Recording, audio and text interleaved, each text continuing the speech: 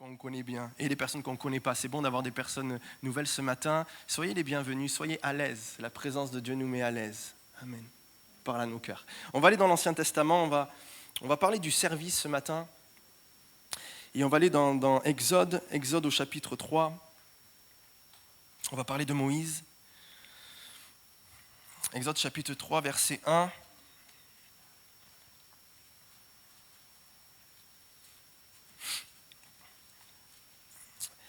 Moïse faisait paître le troupeau de Jéthro, son beau-père, sacrificateur de Madian, et il mena le troupeau derrière le désert et vint à la montagne de Dieu à Horeb. L'ange de l'Éternel lui apparut dans une flamme de feu au milieu d'un buisson. Moïse regarda et voici le buisson était tout en feu et le buisson ne se consumait point. Moïse dit, je veux me détourner pour voir quelle est cette grande vision et pourquoi le buisson ne se consume point. L'Éternel vit qu'il se détournait pour voir et Dieu l'appela du milieu du buisson et dit, Moïse, Moïse. Et il répondit, me voici. Dieu dit, n'approche pas d'ici, ôte tes souliers à tes pieds, car le lieu sur lequel tu te tiens est une terre sainte. Et il ajouta, je suis le Dieu de ton père, le Dieu d'Abraham, le Dieu d'Isaac et le Dieu de Jacob. Moïse se cacha le visage, car il craignait de regarder Dieu. L'Éternel dit, j'ai vu la souffrance de mon peuple qui est en Égypte. J'ai entendu les cris que lui font pousser ses oppresseurs, car je connais ses douleurs. Je suis descendu pour le délivrer de la main des Égyptiens et pour le faire monter de ce pays dans un bon et vaste pays, dans un pays où coule le lait et le miel, dans les lieux qu'habitent les Cananéens, les Essiens, les Amoréens, les Phéréziens, les Éviens et les Jébusiens. Voici les cris d'Israël sont venus jusqu'à moi. J'ai vu l'oppression que leur font souffrir les Égyptiens. Maintenant va. Je t'enverrai auprès de Pharaon et tu feras sortir d'Égypte mon peuple, les enfants d'Israël. Moïse dit à Dieu, qui suis-je pour aller vers Pharaon et pour faire sortir d'Égypte les enfants d'Israël ? Dieu dit, je serai avec toi. Et ceci sera pour toi le signe que c'est moi qui t'envoie. Quand tu auras fait sortir d'Égypte le peuple, vous servirez Dieu sur cette montagne. On va aller dans Exode au chapitre 4. Exode chapitre 4 et on va lire du verset 1 au verset 9. Exode 4, versets 1 à 9. Moïse répondit et dit, « Voici, ils ne me croiront point, et ils n'écouteront point ma voix, mais ils diront, « L'Éternel ne t'est point apparu. » L'Éternel lui dit, « Qu'y a-t-il dans ta main ?» Il répondit, « Une verge ou un bâton. » Et l'Éternel dit, « Jette-la par terre. » Et il la jeta par terre, et elle devint un serpent. Moïse fuyait devant lui. Et l'Éternel dit à Moïse, étends ta main et saisis-le par la queue. Il étendit la main et le saisit, et le serpent redevint une verge dans sa main. C'est là, dit l'Éternel, ce que tu feras, afin qu'ils croient que l'Éternel, le Dieu de leur père, t'est apparu, le Dieu d'Abraham, le Dieu d'Isaac et le Dieu de Jacob. L'Éternel lui dit encore, mets ta main dans ton sein. Il mit sa main dans son sein, puis il la retira, et voici sa main était couverte de lèpre, blanche comme la neige. L'Éternel dit, remets ta main dans ton sein. Il remit sa main dans son sein, puis il la retira de son sein. Et voici, elle était redevenue comme sa chair. S'ils ne te croient pas, dit l'Éternel, et n'écoutent pas la voix du premier signe, ils croiront à la voix du dernier signe. S'ils ne croient pas même à ces deux signes, et n'écoutent pas ta voix, tu prendras de l'eau du fleuve, tu la répandras sur la terre, et l'eau que tu auras prise du fleuve deviendra du sang sur la terre. Amen. Seigneur, merci pour ta présence. Bénis les cœurs maintenant. Libère-nous pour écouter ta parole. Au nom de Jésus, que ta parole fasse son effet dans les cœurs. Qu'elle donne une solution. Seigneur, ce matin, il n'y a pas de chemin barré, mais il y a une route ouverte. Seigneur, et parle au cœur au nom de Jésus. Amen. Amen. Ce matin, j'aimerais vous parler du service. Et le titre de mon message est celui-ci. Un service qui manifeste Dieu. Un service qui manifeste Dieu. La première chose que j'aimerais voir avec vous, c'est un service qui révèle la compassion et l'amour de Dieu pour les gens. Un service qui révèle la compassion et l'amour de Dieu pour les gens. Le Nouveau Testament nous dit que nous sommes un royaume de sacrificateurs. Alors pour ceux qui viennent pour la première fois, simplement, ça veut dire que nous sommes un royaume de serviteurs et de servantes. Dieu nous a sauvés. La Bible dit qu'il nous a fait passer des ténèbres, et j'aime ce terme, à son admirable lumière. Nous étions dans les ténèbres et lui nous a fait passer dans son admirable lumière. Et Dieu maintenant dit que nous sommes ses enfants et nous sommes ses serviteurs et ses servantes. Est-ce que vous le croyez ? Que Dieu a prévu des choses pour vous, il a prévu des œuvres. Et nous voulons rentrer dans les œuvres que Dieu a prévues pour nous. Nous sommes ses serviteurs et ses servantes. Nous sommes un royaume de sacrificateurs. Nous servons Dieu. Et quand nous regardons dans l'Ancien Testament, il y avait une manière de servir Dieu. Et j'aimerais avec vous voir à travers la vie de Moïse, comment Moïse et comment Dieu a appelé Moïse et de quelle manière il va l'appeler à le servir. Et la première des choses qui m'interpelle, et je crois que c'est c'est celle qui est essentielle dans le service, c'est que mon service doit révéler la compassion et l'amour de Dieu pour les gens. Amen. Je suis interpellé par les paroles de Dieu qui dit « J'ai vu la souffrance ». J'ai fait esprit d'insister, vous avez vu. Hein? J'ai vu la souffrance, j'ai entendu les cris, je connais ses douleurs, je suis descendu pour le délivrer. Et là, on s'attend tous à voir Dieu. Je suis descendu pour le délivrer. Seigneur, mais où es-tu descendu pour le délivrer? Et juste après, il dit, voici, je t'envoie. Amen. Nous sommes la réponse de Dieu pour les gens qui souffrent. Vous comprenez? Nous sommes la réponse de Dieu pour les gens qui souffrent. Gloire à Dieu. Je suis descendu. De quelle manière tu es descendu? Moïse, c'est toi que j'envoie. Tu es la réponse pour eux. Je t'envoie à travers toi.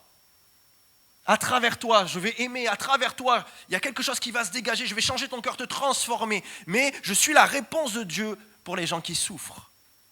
Amen. L'Église est la réponse de Dieu pour les gens qui souffrent. Qu'on ne se trompe jamais de combat, frères et sœurs. Le but, ce n'est pas que j'ai de la réputation, de la renommée dans mon service ou dans mon ministère. Le but, c'est que je représente réellement Dieu. Que je le révèle, que je révèle son caractère, que quand il me voit, il voit Christ. Et Jean-Baptiste a compris, c'est pour ça qu'il va dire, il faut absolument que je diminue pour que lui, il prenne beaucoup de place, pour qu'il croisse. Je veux que mon service, nous voulons que notre service, de la manière dont nous servons Dieu, révèle l'amour et la compassion que Dieu a pour les gens. On a compris qu'il va falloir que Dieu nous transforme. Il nous change. Mais il le fait. Il le fait. Si tu es son serviteur, si tu es sa servante, il le fait. Il te change, il te transforme. Bien sûr, c'est difficile, c'est compliqué, il y a des épreuves, il y a la difficulté. Mais je crois que les épreuves de la vie, les difficultés extérieures sont faites pour changer mon intérieur. Amen. Des fois, on ne le voit pas, mais la Bible dit qu'alors que l'être extérieur se détruit, l'être intérieur se renouvelle. Il y a un élargissement du cœur. La souffrance n'est pas là pour nous rétrécir, pour rétrécir notre cœur. Mais la souffrance, si nous comprenons l'objet de la souffrance, l'objet du brisement des fois dans notre vie, l'objet de la transformation, le fait que nous soyons de l'argile et qu'il est le potier, si nous comprenons ça, notre cœur va s'élargir. Et alors que nous avons été consolés, nous allons consoler les autres. Alors que nous allons été relevés, nous allons relever les autres. Bien sûr, avec l'aide de Dieu, mais nous allons représenter réellement qui est Dieu.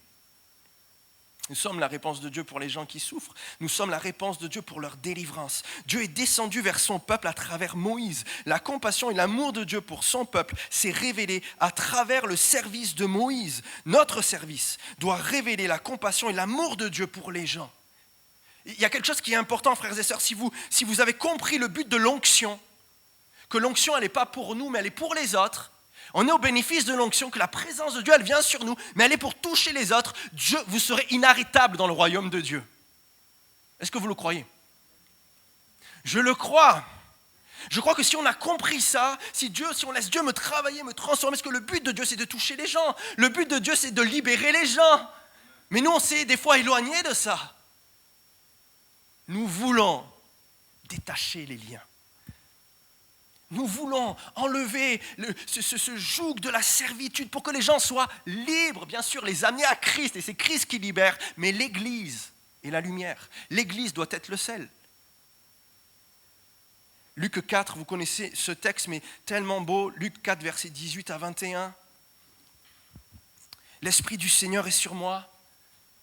Là, c'est Jésus qui va le citer, il va reprendre le prophète Ésaïe. Isaïe a déjà cité, puis là Jésus va dans le temple, va ouvrir le prophète Isaïe, puis va lire ce texte. L'Esprit du Seigneur est sur moi pour que je sois trop bien. J'aimerais vous dire quelque chose, quand l'onction et la présence de Dieu est sur vous, je vous garantis que vous êtes bien.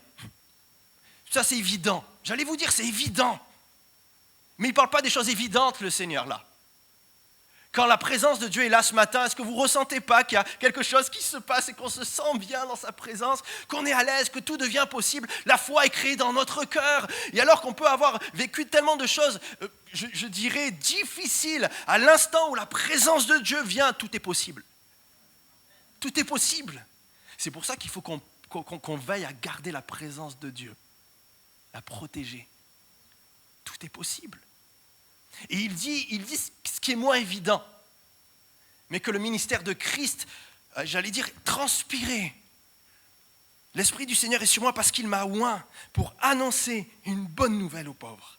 Il m'a envoyé pour guérir ceux qui ont le cœur brisé, pour proclamer aux captifs la délivrance, aux aveugles le recouvrement de la vue, pour renvoyer libres les opprimés. Ça veut dire quoi? Les renvoyer libres. Et je vous dis, c'est mon cheval de bataille, ça doit être notre cheval de bataille quand on vient dans ce lieu, que des gens viennent.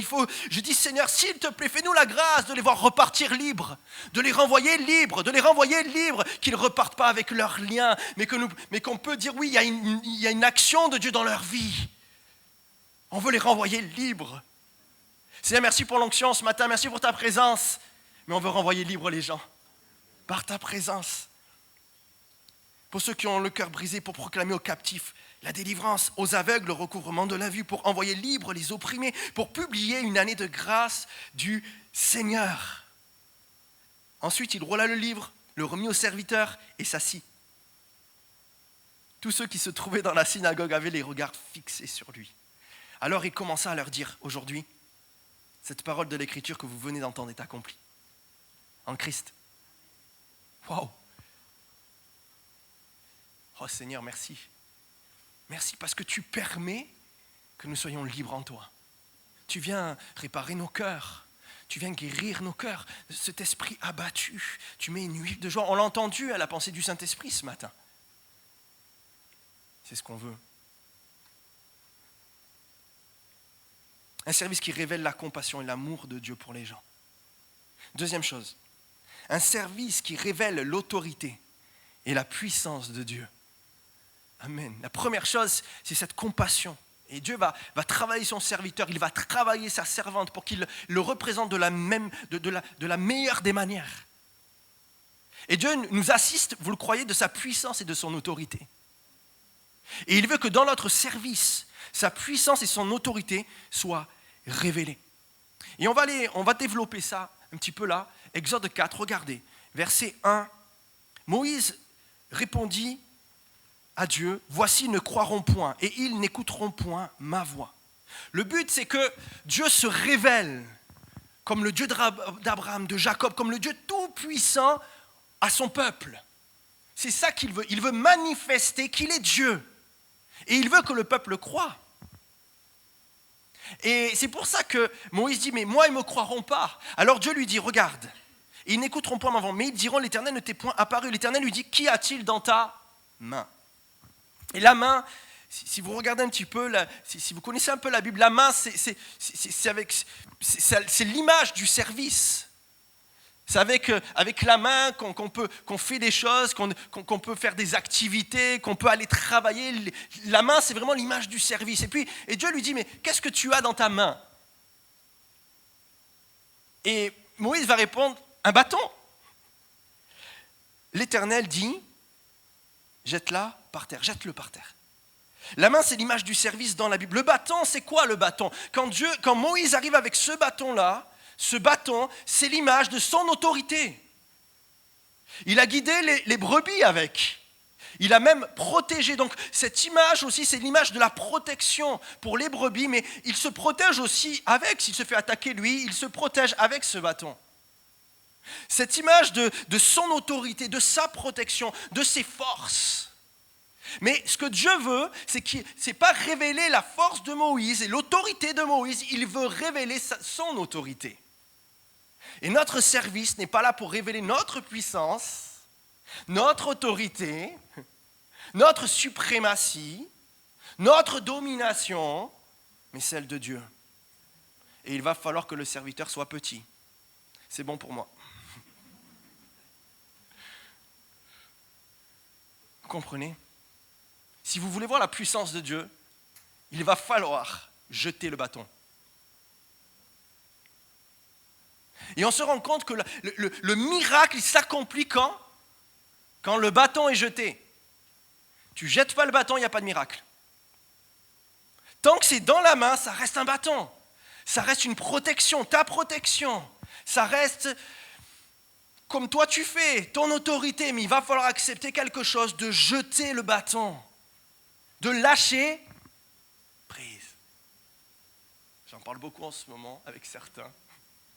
Mais j'en parle beaucoup à Dieu avec moi aussi. On est tout le temps dans Seigneur, mes forces, je veux te laisser faire. Non, je veux te laisser faire. Il est l'objet par lequel il dirige le troupeau, par lequel il le protège, il se protège. Moïse s'appuie également sur ce bâton quand il est fatigué. J'imagine Moïse, peut-être, je ne sais pas, quand vous avez hier, on a un petit peu marché avec mon épouse, on a fait une petite balade, et de suite, qu'est-ce que j'ai cherché? J'ai cherché des bâtons, on n'en avait pas à la maison, donc je suis allé dans la forêt, j'ai coupé 2 bâtons, un pour elle, un pour moi. Puis on a commencé à faire cette petite balade aux champignons, on n'en a pas trouvé. Ouais, mais toi, tu ne connais pas les coins, Vincent. Vous allez me dire les coins, alors. Ah, là, tu réveilles, amen. Oh, ça se dit pas, les coins, oh.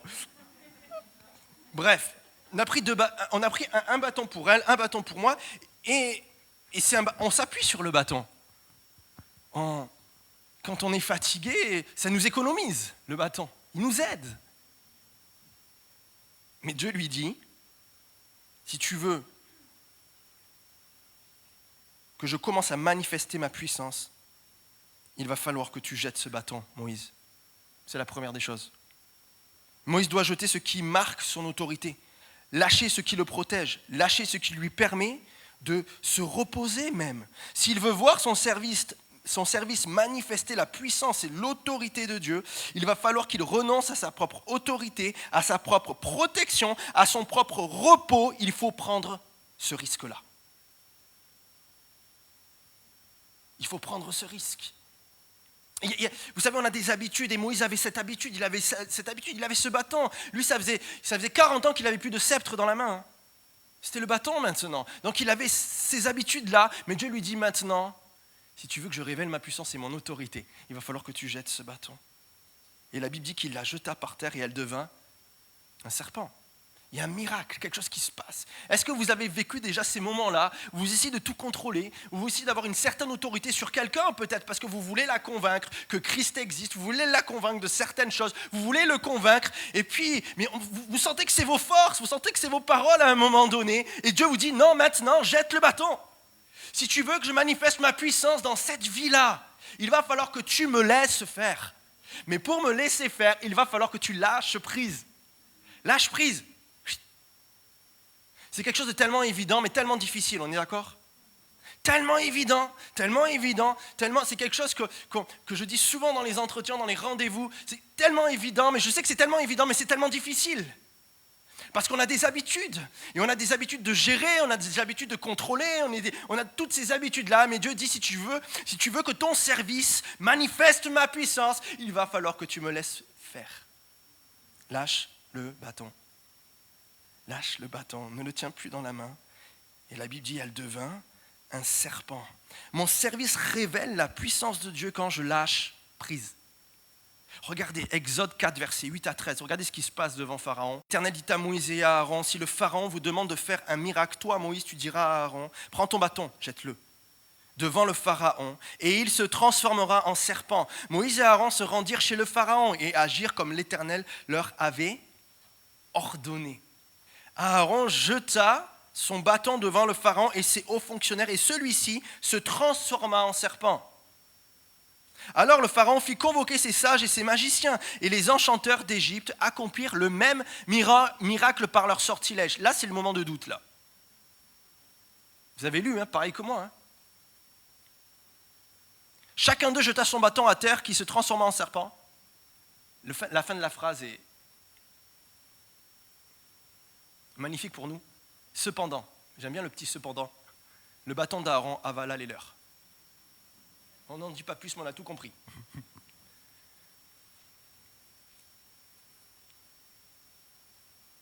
Amen. Quand je lâche le bâton, Dieu manifeste sa puissance. Tout le temps. Même si vous avez l'impression que l'ennemi, à un moment donné, résiste un peu, c'est toujours la puissance de Dieu qui aura le dernier mot. Amen. Son autorité. Laisse-le faire jusqu'au bout. Jusqu'au bout, laisse-le faire. Et Dieu fait quelque chose avec Moïse. Il lui dit, lâche le bâton. Il se transforme en serpent. Et j'aime ça. Alors, je ne sais pas si on était là, mais la scène, elle est quand même assez... Alors, je ne sais pas si c'est rigolo, mais il fuit devant le serpent, la Bible dit. Vous avez lu, hein? Il fuyait devant le serpent. Et Dieu lui dit, maintenant, saisis-le par la queue. Moi, j'aime quand il y a des trucs comme ça, je vais voir vite sur Internet, est-ce que c'est possible de saisir un serpent par la queue? Et vous allez voir qu'en fait, il ne faut pas du tout le prendre par la queue. Si tu prends par la queue, il se retourne et il te mord. Et Dieu lui dit, saisis-le par la queue. Seigneur, je ne comprends pas. J'aimerais juste vous montrer quelque chose là. Étends ta main et saisis-le par la queue. Dieu veut me révéler aussi qu'il m'a donné cette autorité quand je saisis ce qui n'est pas saisissable. Je vais vous expliquer. Dans le service de Dieu, dans l'autorité, la puissance que Dieu veut manifester, il y a le lâcher-prise. Je veux le laisser faire. Mais en même temps, Dieu veut que je réalise qu'il m'a confié cette autorité. Amen. Il dit, en mon nom, ils chasseront les démons. Nous avons une autorité qui nous vient de Dieu. Donc il y a cet parfait équilibre du lâcher-prise. Seigneur, je te laisse faire, mais je suis toujours dans l'engagement. Je suis toujours dans la foi. Je crois. Je crois que quand je prie, les malades peuvent être guéris. Je crois que quand je prie, le cœur brisé peut être restauré. Je le crois. Je laisse faire Dieu, mais en même temps, je m'engage. Vous comprenez? Je ne suis pas passif. Mais je suis quand même dans l'effort. Je suis quand même dans le courage. Parce qu'il faut du courage pour le prendre par la queue. Et ça reste encore un miracle. Même quand je fais des efforts, ça reste encore un miracle. Prendre par la queue un serpent, c'est un miracle. Et pas se faire bouffer, c'est un miracle. Mais ce que Moïse ne savait pas, c'est qu'à l'instant où il le saisit par la queue, il redevient un bâton. Vous avez une autorité en Christ. Est-ce que vous le croyez? Vous avez une autorité en Jésus. Oui, vous pouvez le laisser faire, mais en même temps, Dieu vous demande votre engagement. Tout en laissant faire Dieu, en lâchant prise dans ma vie, je dois aussi saisir par la foi l'autorité qu'il m'a donnée. Et des fois, ça, on a du mal à le saisir. Est-ce que je laisse faire Dieu? Totalement, oui, totalement. Et est-ce que je m'engage totalement? Oui, tu t'engages totalement. Amen. Et Paul avait compris ça. Il dit, j'ai travaillé plus que vous tous. Mais juste, il va dire quelque chose qui change tout après. Non pas moi, mais la grâce de Dieu en moi. Et quand vous regardez Paul, c'est quelqu'un qui s'est engagé, oui ou non? Tout le temps. Tout le temps, il s'engage. Il a compris l'œuvre de la grâce. Quel courage. Il a compris que la grâce le rend courageux. Il a compris que la grâce fait une œuvre. Et la grâce ne le rend pas oisif, mais la grâce le rend efficace dans le service. Gloire à Dieu. Voilà comment ne pas faire de burn-out. Reposez-vous. Vous avez besoin de repos physique. Hein. Dormez bien, mangez bien. C'est important. Passez du temps avec vos familles, si vous pouvez. Mais aussi, prenez pas un fardeau que Dieu ne vous demande pas de prendre. Débarrassez-vous, la Bible dit, débarrassez-vous du fardeau et du péché qui vous enveloppe si facilement. Débarrassez-vous de ce fardeau de la religion, fardeau de ci, de là, de préceptes d'hommes. On n'a que faire des préceptes d'hommes, ce que nous voulons, c'est ce qui est écrit. Et Dieu me dit quelque chose d'extraordinaire. Il me dit, si tu lâches le bâton, je vais manifester ma puissance. Mais sois courageux. Alors que je te demande de saisir, je te montre que je t'ai donné cette autorité, Moïse. Tu n'as rien à craindre. Tu n'as rien à craindre. Tu n'as pas à être inquiet ni inquiète. Et c'est ça qui est formidable, c'est que Dieu nous demande d'être acteurs aussi. Vous comprenez? Acteurs. Je ne suis pas spectateur de ces moments-là, mais je suis acteur. Quand je réalise, je rentre parfaitement dans la présence de Dieu. Je le crois, je le saisis par la foi. Seigneur, oui, je te laisse faire, mais en même temps, je rentre, je saisis. Et troisième point, un service qui révèle la pureté de Dieu. On veut ça, hein? Un service qui révèle la pureté de Dieu. Regardez, on continue. Le verset 6, Exode 4, verset 6. L'Éternel lui dit encore, mets ta main dans ton sein. Je ne sais pas comment ça s'est passé, mais dans ton sein, je pense à l'intérieur. Peut-être qu'il avait cette tunique, il a rentré sa main, il a caché sa main pendant un temps, je ne sais pas, j'essaie de le faire, j'y arrive pas. Mais, vous voyez? Mets ta main dans ton sein, je suis trop musclé. L'Éternel lui dit encore, mets ta main dans ton sein. Il mit sa main dans son sein, puis il la retira. Regardez, il faut se mettre à la place de Moïse, là, il y a beaucoup de choses quand même, beaucoup d'infos. Sa main était couverte de lèpre. Je sais pas, moi je retire ma main, elle est saine. Je la mets dans mon sein, je la cache, je la retire, elle est lépreuse, qu'est-ce que je fais? Je m'éloigne. Obligatoirement, je dis c'est quoi? Je suis affolé, j'ai peur. Comprenez, je vous l'ai dit au début, que la main, c'est vraiment l'image du service. Et là, Dieu est en train d'enseigner Moïse. La main, c'est l'image du service. La lèpre, c'est l'image du péché, de l'impureté, du mélange. Quelque chose qui n'est pas pur, c'est quelque chose qui est mélangé. Il y a un mélange. Et Dieu ne veut pas que dans mon service, il y ait du mélange. Il ne veut pas que j'ai un cœur partagé. Il veut que mon service révèle sa pureté. Amen. Il le veut, il le désire. La main lépreuse de Moïse, puis la main purifiée, nous parle de l'évolution du service de Moïse. Il cache sa main et il la sort lépreuse. Exode 2, regardez, Exode 2, versets 11 à 15. Regardez comment le ministère de Moïse a commencé. Du moins, son réveil. Exode 2, versets 11 à 15. En ce temps-là, Moïse, devenu grand, se rendit vers ses frères et fut témoin de leurs pénibles travaux. Il y a quelque chose, Moïse est en train de se réveiller. Il vit un Égyptien qui frappait un Hébreu d'entre ses frères. Il regarda de côté et d'autre, et voyant qu'il n'y avait personne, il tua l'Égyptien et le cacha dans le sable. Il y a un service là qui... Pas besoin de vous dire. Il y a quelque chose. Il veut bien faire, mais il ne sert pas de la bonne manière. Il veut bien faire, il y a un amour pour Dieu, il se réveille là. Seigneur, je veux te servir, mais Dieu va devoir le transformer, il va devoir le changer. Est-ce que ce n'est pas nos vies, ça? On veut servir Dieu, mais Dieu dit, oui, tu vas me servir, mais il faut que je te transforme, il faut que je te change. Parce que ton service doit révéler ma pureté, ton service doit révéler qu'il n'y a pas de mélange en moi. Et si les gens voient le mélange en toi, ils vont voir le mélange en moi. Et c'est pour ça qu'il est question des fois quand Dieu le dit, mais attention au scandale. Parce que le scandale va de suite arriver, et s'il arrive, c'est Dieu de suite qui a agressé. Comprenez? Et bien sûr qu'on n'est que des hommes, mais je prie Seigneur, fais-nous la grâce de révéler ta pureté Seigneur, de révéler qu'en toi il n'y a pas de mélange. Il a caché, quand on commence à cacher, il a caché sous le sable.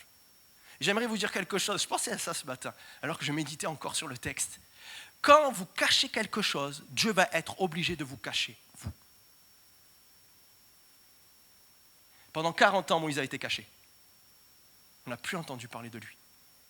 Quand vous cachez des choses qui ne plaisent pas des fois à Dieu, que vous voulez faire à votre manière, Dieu va être obligé de vous cacher. Alors ce n'est pas péjoratif du tout, mais il va des fois vous éloigner pour parler à votre cœur. Amen. Et pour vous changer, pour vous transformer. Et la Bible dit, verset 7, l'Éternel dit, remets ta main dans ton sein. Il remit sa main dans son sein, puis il la retira de son sein, et voici, elle était redevenue comme sa chair. Je me dis, Seigneur, honnêtement, j'ai une main lépreuse, j'ai pas envie de la remettre là, quoi. Si je la remets, c'est contagieux la lèpre. Hein. Si je la remets, je vais être contaminé complètement. Il y a une part de foi encore, de croire que ce qui fait mal dans ta vie, peut-être des liens, des difficultés, des addictions, des choses cachées, Dieu est capable de t'en libérer. Complètement. Et ça, c'est la deuxième partie, je dirais, de la vie de Moïse. Il a été caché. Dieu l'a caché dans le désert. Il l'a enseigné, il l'a transformé. Et quand il ressort sa main, le service est purifié. Sa main est purifiée. Mais j'aimerais vous dire, pour qu'on ait un service purifié, vous comprenez, c'est une manière de parler. Si vous voulez servir Dieu de la bonne manière et représenter sa pureté, ça passe d'abord par un cœur purifié. Si je n'ai pas un cœur purifié, je n'aurai pas un service purifié. Si je n'ai pas un cœur changé et transformé, si je n'accepte pas comme Moïse des fois d'être caché, et des fois, mais Seigneur, je ne te sers pas, ça va passer vite dans le service. Dieu sait pourquoi. Ne hâtez pas les choses si Dieu ne le veut pas. Mais comprenez que ce que Dieu veut faire avec vous, il veut vous transformer, il vous change, il change votre caractère, il change votre jugement. Et on revient à la première chose, que celui qui sert Dieu doit révéler son amour et sa compassion. Mais si vous n'êtes pas changé, si vous n'êtes pas transformé, vous allez vite juger, vous allez vite pointer du doigt, vous allez vite critiquer, vous allez vite avoir moins de patience, vous allez vite, vous mettre à l'écart. Mais quand Dieu nous cache, j'aimerais vous dire, il ne vous cache pas en dehors de la communauté. Amen. Il ne vous met pas à l'écart. Mais quand il vous cache, au contraire, il vous cache dans la communauté, avec les frères et les sœurs. Il y a une œuvre de Dieu dans votre cœur. Il vous rappelle, il vous ramène. Il y a quelque chose qu'il faut régler. Parce que le service est impur encore. Il y a du mélange. Mais l'œuvre de Dieu, elle est parfaite, elle est extraordinaire. Et alors que Dieu vous rassemble, gloire à Dieu, il change votre cœur, il vous transforme. Et quand vous sortez la main, je veux dire, waouh, on est étonné de ce que Dieu fait, oui ou non? Et comment il va nous utiliser? Dieu révèle à Moïse le travail qu'il a fait en lui pendant les 40 années de désert. Il a été caché, personne ne le voit, mais Dieu le transforme. Dieu transforme son cœur dans le désert. Dieu fait une œuvre intérieure. Quand Moïse a caché l'Égyptien dans le sable, son service aux yeux de Dieu était un service lépreux, impur, mélangé, un cœur partagé. Dieu a dû cacher Moïse dans le désert pour former et purifier le cœur de son serviteur, pour faire de son cœur un cœur entier. Quand je cache les choses et que je sers avec ces choses cachées, quand je sers avec un cœur partagé, mon service en est automatiquement impacté. Il y a un mélange. Dieu doit alors me cacher pour me transformer. Joseph, caché pour être transformé. De longues années caché pour être transformé, pour bien représenter Dieu, pour pouvoir, regardez, première chose, pardonner à ses frères.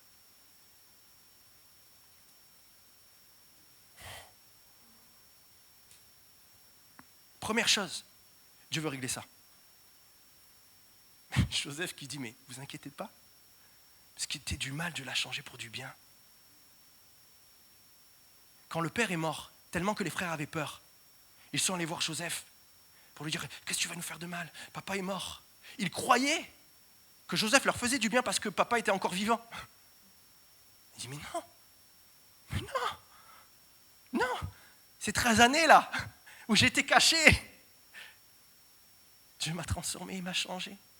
Et j'aimerais vous dire, il n'a même pas dit, puisque c'est devenu une évidence. Et c'est là où on voit vraiment la transformation. C'est une évidence, ça fait partie des nouveaux réflexes que Dieu nous donne, des nouvelles habitudes. Je pardonne. On travaille à ça. Supportez-vous les uns les autres, pardonnez-vous réciproquement. Pardonnez-vous, sinon Dieu ne peut pas vous pardonner.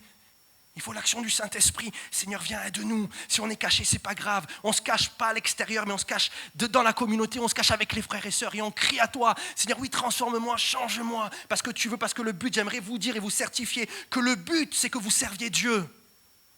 Amen. Est-ce que vous le croyez? Chacun ici, chaque membre de l'Église, pas une élite, pas quelques personnes, mais chacun, Dieu a prévu des œuvres pour vous. Amen. Dieu veut se servir de vous, frères et sœurs. Annie qui est venue pour la première fois, Dieu veut se servir de vous. Dieu doit alors me cacher pour me transformer. Il vient purifier mon cœur et ainsi purifier ma main qui le sert. Ainsi, mon service peut révéler la pureté de Dieu. Il n'y a plus de mélange. Je ne parle pas de perfection, vous comprenez. Mais la Bible dit, soyez parfaits comme votre Père céleste est parfait. Et ce texte-là, ce dernier verset qui dit, soyez parfaits comme votre Père céleste est parfait, vous lirez tout avant. Tout ce qui est dit avant, c'est aime ton prochain comme toi-même. Aime ton ennemi. Si on te frappe, tends l'autre joue. Tout ce qui est impossible à faire dans les relations. Et Dieu dit, voilà, j'ai fait une œuvre extraordinaire en vous, elle est parfaite cette œuvre. Tendez à la perfection du Père. Tendez à ça. Tendez à ça. Vous pouvez le faire. Je marche avec vous. Vous êtes une créature nouvelle. Vous basez plus sur, ouais mais avant, ouais mais c'est fini ça. Et c'est là que je vous dis que lâcher prise et engagement. Il faut le réaliser. Amen. 1 Timothée 4, verset 12, regardez. Que personne ne méprise ta jeunesse, mais sois un modèle pour les fidèles en parole, en conduite, en charité, en foi et en pureté. Que ton service, Timothée, révèle la pureté. Pas de mélange. Amen. Et je finis. Dernier point. Un service qui révèle la défaite de mon ennemi. Amen. Un service qui révèle la défaite de mon ennemi. Regardez, verset, c'est la fin, Exode 4, il lui dit, verset 9, pas même à ces deux signes, et n'écoute pas ta voix, tu prendras de l'eau du fleuve, tu la répandras sur la terre, et l'eau que tu auras prise du fleuve deviendra du sang sur la terre. On va aller voir ça de suite dans Exode, regardez, Exode 7, verset 19. L'Éternel dit à Moïse, dit à Aaron, prends ta verge, prends ton bâton et étends ta main sur les eaux des Égyptiens, sur leurs rivières, sur leurs ruisseaux, sur leurs étangs et sur tous leurs amas d'eau. Elles deviendront du sang. Et il y aura du sang dans tout le pays d'Égypte, dans les vases du bois et dans les vases de pierre. Moïse et Aaron firent ce que l'Éternel avait ordonné. Aaron leva le bâton, il frappa les eaux qui étaient dans le fleuve sous les yeux de Pharaon et sous les yeux de ses serviteurs. Et toutes les eaux du fleuve furent changées en sang. C'est le dernier signe. Dieu dit voilà, il y a 3 signes. Ce dernier signe-là, s'ils ne croient pas au précédent, ce signe-là, ils devraient croire. Ils croiront que c'est moi. C'est pour le peuple là, c'est pour Israël. Ils croiront que c'est vraiment moi qui suis dans l'affaire. Verset 21, les poissons qui étaient dans le fleuve périrent. Le fleuve se corrompit. Les Égyptiens ne pouvaient plus boire l'eau du fleuve. Il y eut du sang dans tout le pays d'Égypte. Vous comprenez que quand je prends une initiative de servir Dieu, il y a de l'obéissance. Moïse et Aaron se rendent en Égypte. Ils sont face au Pharaon et ils obéissent à Dieu. Dieu dit, voilà, Moïse, j'ai purifié, je t'ai changé, je t'ai transformé, Moïse. Maintenant, tu peux me servir, tu peux bien me représenter. Il y a quelque chose là de plus, c'est que mon service va révéler la défaite de mon ennemi. Regardez bien, quand je sers Dieu comme Dieu me demande, il y a quelque chose qui va être révélé, c'est que l'ennemi est défait. Et regardez ce qui se passe. La Bible dit qu'il commence à changer cette eau, il touche cette eau, et puis il y a du sang de partout, donc il n'y a plus de vie. Et regardez les enchanteurs, ce qu'ils viennent faire, les magiciens. Les magiciens d'Égypte en firent autant par leur enchantement. Il y a un hic là, non? Qu'est-ce qu'il dit, le pasteur? Ils font pareil. Ils sont en train d'empoisonner les Égyptiens. Dieu a dit à Moïse, il faut qu'il va avoir la mort et les Égyptiens en faire de même. Ça veut dire qu'à cause des enchanteurs, il y a encore plus d'infections. Vous n'êtes pas convaincus? On continue. Regardez. Mais vous allez comprendre. Exode 8, versets 1 à 10. L'Éternel dit à Moïse, dis à Aaron, étends ta main avec ta verge sur les rivières, sur les ruisseaux et sur les étangs, et fais monter les grenouilles sur le pays d'Égypte. Aaron étendit sa main sur les eaux de l'Égypte, et les grenouilles montèrent et couvrirent le pays d'Égypte. Mais les magiciens en firent autant. Il y a un problème. Par leur enchantement, ils firent monter les grenouilles sur le pays d'Égypte. On lit bien. Les magiciens vont faire monter les grenouilles sur le pays d'Égypte. Est-ce que le but, ça ne serait pas de les éradiquer? J'aimerais vous dire, quand vous servez Dieu comme il faut, Ça révèle la défaite de votre ennemi. Il ne peut rien faire contre vous. Il se tire une balle dans le pied. Pharaon appela Moïse et Aaron et dit, et c'est Pharaon, priez l'Éternel afin qu'il éloigne les grenouilles de moi et de mon peuple. Et je laisserai aller le peuple pour qu'ils offrent des sacrifices à l'Éternel. Moïse a dit à Pharaon, glorifie-toi sur moi, pour quand prierai-je l'Éternel en ta faveur, en faveur de tes serviteurs, de ton peuple, afin qu'il retire les grenouilles loin de toi et de tes maisons. Il n'en restera que dans le fleuve. Il répondit pour demain, Moïse, et Moïse dit, il lancera ainsi, afin que tu saches que nul n'est semblable à l'Éternel notre Dieu. Les grenouilles s'éloigneront de toi et de tes maisons, de tes serviteurs et de ton peuple. Il n'en restera que dans le fleuve. Moïse et Aaron sortirent de chez Pharaon et Moïse cria à l'Éternel au sujet des grenouilles dont il avait frappé Pharaon. L'Éternel fit ce que demandait Moïse, écoutez, et les grenouilles périrent dans les maisons, dans les cours et dans les champs. On les entassa par monceaux et le pays fut infecté. Quand vous servez Dieu comme il faut, et comme ces trois premiers points on a vu, quand vous êtes fidèle, quand vous lâchez prise, quand vous révélez réellement ce que Dieu veut, son amour, sa pureté, et que l'ennemi commence à vous résister, il y a quelque chose d'extraordinaire qui se passe. Vous voyez par sa résistance sa désolation, sa destruction.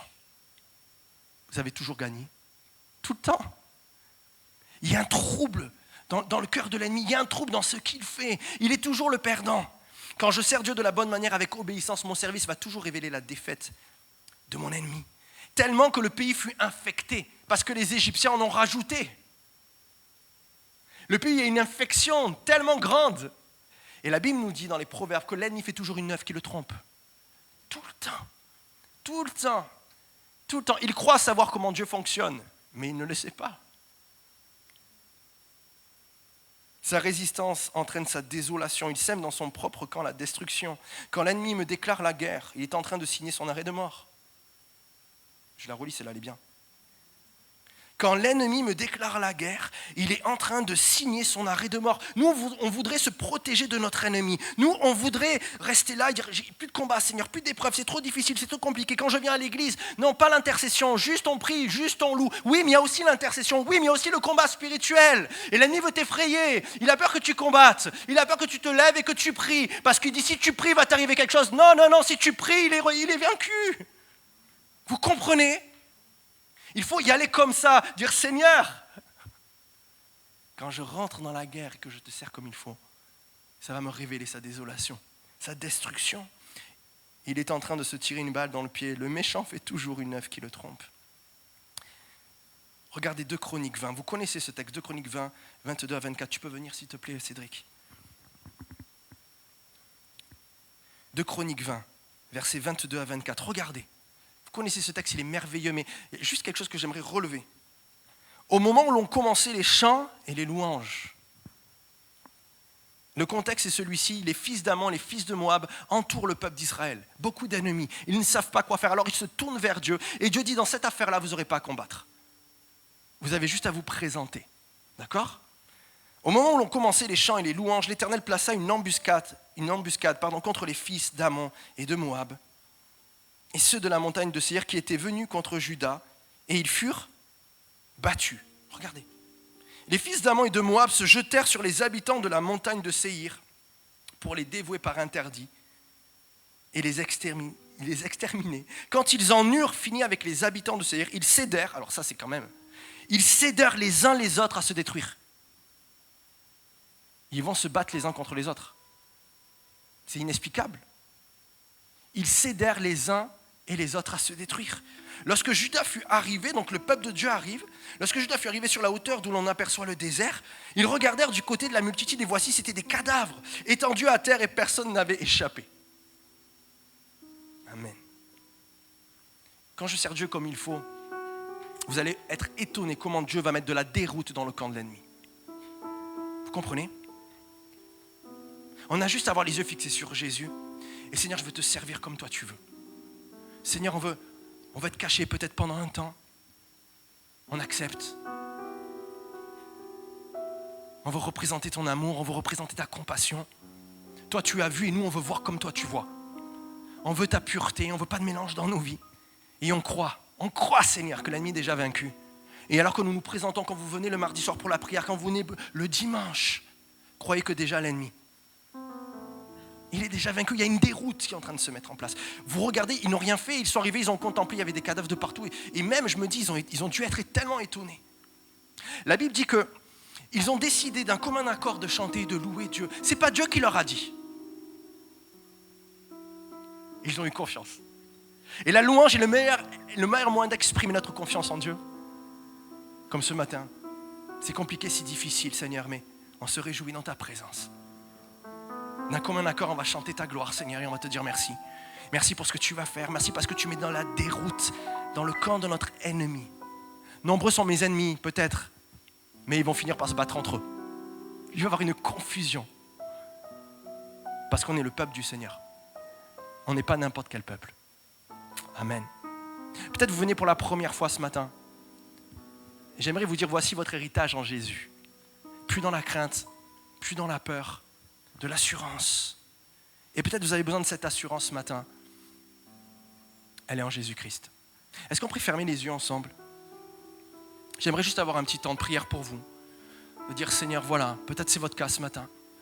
Seigneur, j'ai besoin que mon service soit purifié. Je ne veux plus de mélange. Et j'accepte que tu me caches. Mais je ne me cache pas à l'extérieur, je ne me cache pas loin. Mais je me cache avec mes frères et sœurs. Comme Pierre, alors qu'on lui a défendu de parler au nom de Jésus, qu'est-ce qu'il va faire? Hop, il rejoint l'église, les frères et les sœurs, et il commence à prier. Jésus, Saint-Esprit, viens Seigneur. Peut-être c'est votre cas ce matin, quelque chose qui vous a interpellé. Et vous dites là, voilà, j'ai besoin de la grâce de Dieu. J'ai besoin que mon service révèle son amour et sa compassion. J'ai besoin que mon service révèle sa pureté. J'ai besoin que mon service révèle son autorité, sa puissance. J'ai besoin que mon service révèle la défaite de l'ennemi. Le service de David, frères et sœurs, a révélé que Goliath était vaincu. Et ça a encouragé tout le peuple qui était dans la peur. Est-ce que vous voulez être des David? Révéler que l'ennemi est vaincu. Qu'il n'est pas si grand que ça. Que c'est juste des paroles. Alors lève-toi à ta place maintenant, si c'est toi, si c'est ton cas, si c'est votre cas.